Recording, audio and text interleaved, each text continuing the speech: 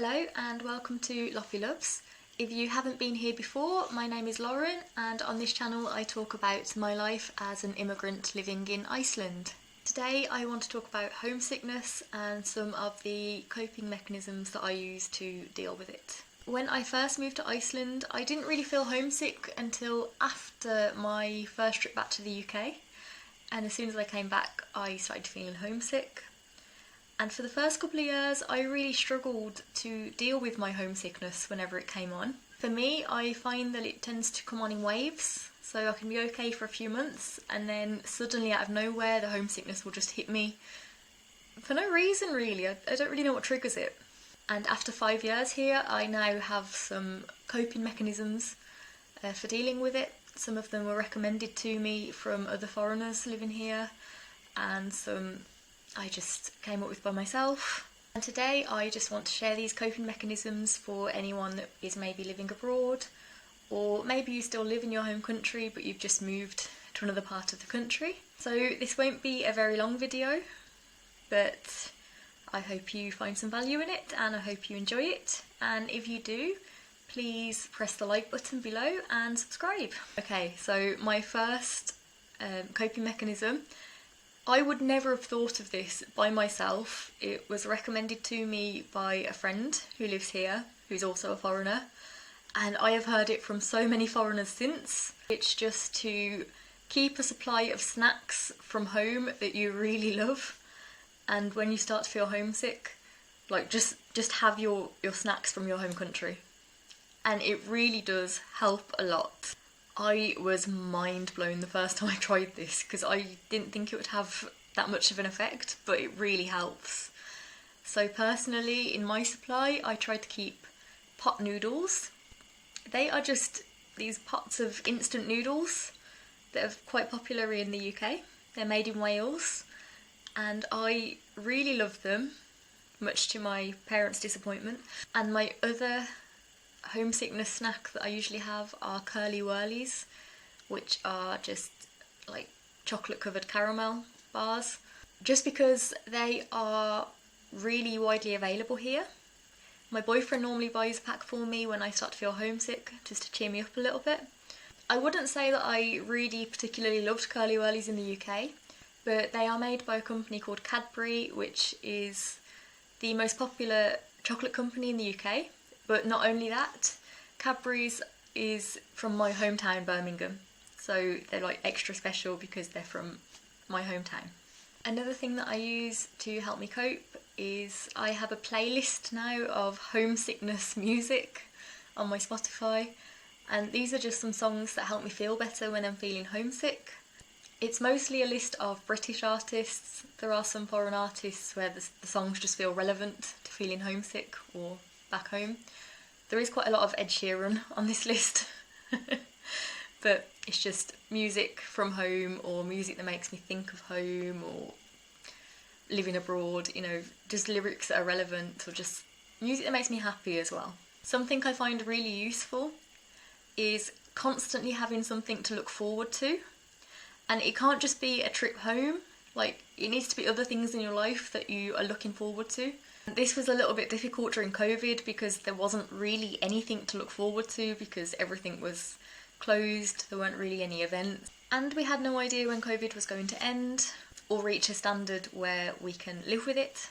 But this year I have a concert in May with my boyfriend here in Iceland that we're going to, and that has been postponed for 2 years because of COVID, so hopefully this time it is all going ahead as planned. And I am going to the UK in June, probably the end of June, when I have my summer holiday from work. And on Monday when I get paid, I'm going to be booking tickets to see Darren Brown, who is the British illusionist, who I am a huge fan of. He is finally touring again after 6 years, and I have not missed a tour in the last 10 years. So this will be the 4th time that I'm seeing him, because luckily he's playing not in my hometown, but in a town very close to Birmingham, where I normally go to see him, right at the end of my summer holiday. So it was perfect timing. And if I can get a couple of days extra, which I haven't asked my boss yet, but I will ask next week, I will also be booking tickets to see Frankie Valli and the Four Seasons with my nan, because I believe it might be Frankie Valli's last world tour, and he happens to be playing in Birmingham on what is my last day of summer holiday, but I won't be able to fly back to work in time because I would need to be in work the next morning, and I can't fly from Birmingham because there's no flights, so I need to ask permission to have a couple more days off before I book those tickets. But if everything goes to plan, I have a lot to look forward to this year. Calling friends and family back home can help a lot. Just having a conversation for half an hour or an hour and just catching up with people back home and seeing how everyone's getting on can really help lift your spirits and reduce the homesickness a little bit.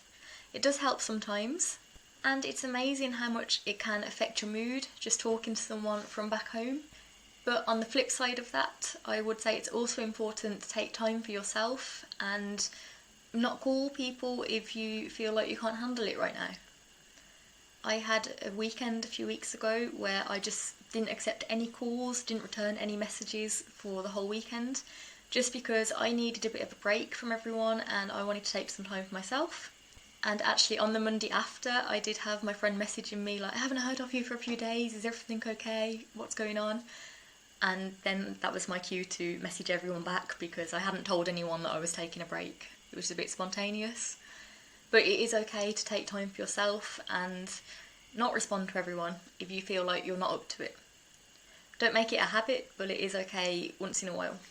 One thing that helps a lot, and it isn't always possible, it's a lot easier for me in the summer, but is to just go on adventures.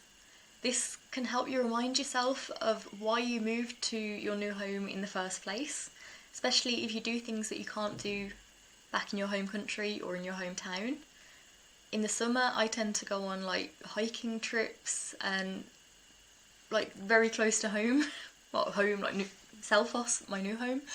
I could never have done that in the city, in Birmingham. And it really helps to lift your mood, knowing that you can live your life this way, you have the freedom to do these things. And it really does help to make your new country feel like the place you're meant to be, or like home, if you are really just going out and enjoying the life that you can live here. Just have some hobbies. When I started to feel homesick here, like really badly, I didn't have any hobbies in Iceland, or I wasn't doing any activities, didn't have any clubs to go to, and I also didn't feel up to it at the time, but that was okay. So I started just painting at home, which was a hobby I used to do in the UK, but I hadn't really done in Iceland. And every so often I'll just have a big day or a weekend, or I'll just do loads of painting. And I also did a lot of writing at the time. I did have a blog. I don't really update it anymore, but I might start it again soon. And I'm also writing a novel, which I have been writing for many years, but one day it will be finished. But have things to keep you busy. And one thing that I enjoy now, I haven't been for a few months, but I will be getting back into it soon, is I do have a gym membership here in Selfos, and I like to go to Zumba classes and hot yoga classes, and occasionally spin classes, but that's a bit difficult. If you can have some physical activity, physical exercise hobby, that would help a lot, because obviously you're moving your body and getting some good endorphins. But hobbies help to keep you distracted and focused on something else. And the more distracted you are, the less time you have to think about the fact that you're not at home, and kind of stop you from feeling like you're missing out on things. I like to keep some items that remind me of home, not just personal items, but things that actually remind me of Birmingham and England.